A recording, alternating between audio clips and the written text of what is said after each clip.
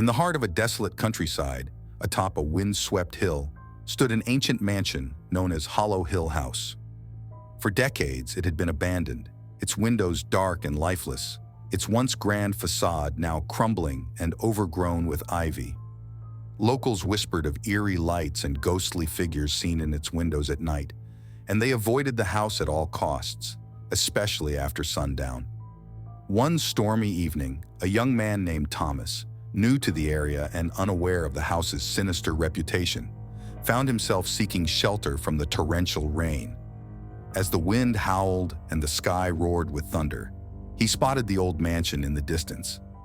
Desperate and soaked to the bone, he made his way to its imposing front door, hoping for refuge. The door creaked open with a sound that echoed through the empty halls, and Thomas stepped inside.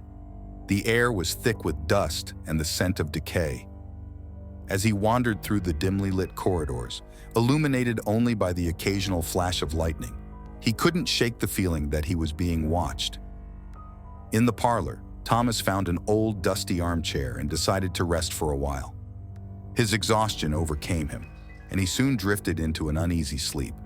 He awoke to the sound of whispers, faint, indistinct, but undeniably real. The room was dark, save for the occasional flicker of lightning casting eerie shadows on the walls. Thomas sat up, straining to listen. The whispers seemed to come from everywhere and nowhere, growing louder and more urgent. He stood and followed the sound down a long, winding corridor that seemed to stretch endlessly into darkness. At the end of the corridor, he found a door slightly ajar. Pushing it open, he entered a grand library filled with ancient books and dusty shelves. In the center of the room stood a massive fireplace, and above it hung a portrait of a stern-looking man with piercing eyes. The whispers grew louder, now sounding like a cacophony of voices pleading for help. Thomas felt a chill run down his spine as the temperature in the room plummeted. His breath became visible in the icy air, and he saw his own reflection in the mirror above the fireplace. But there was something wrong. His reflection was not alone.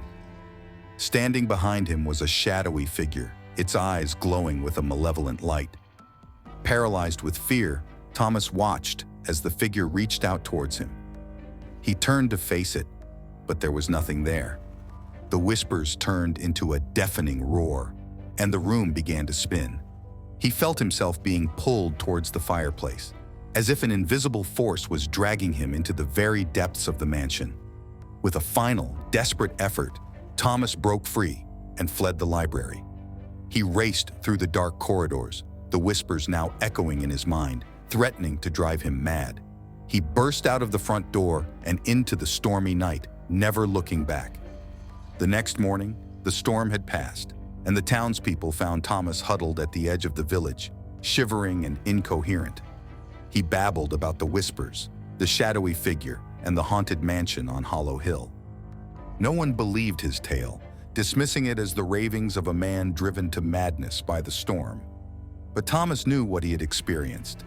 The memories of that night haunted him for the rest of his days, a constant reminder of the malevolent presence lurking within the walls of Hollow Hill House. And so, dear listener, if you ever find yourself in the countryside and the weather turns foul, heed this warning. Avoid the house on Hollow Hill. For those who enter may never return, and the whispers of the damned will follow you forever.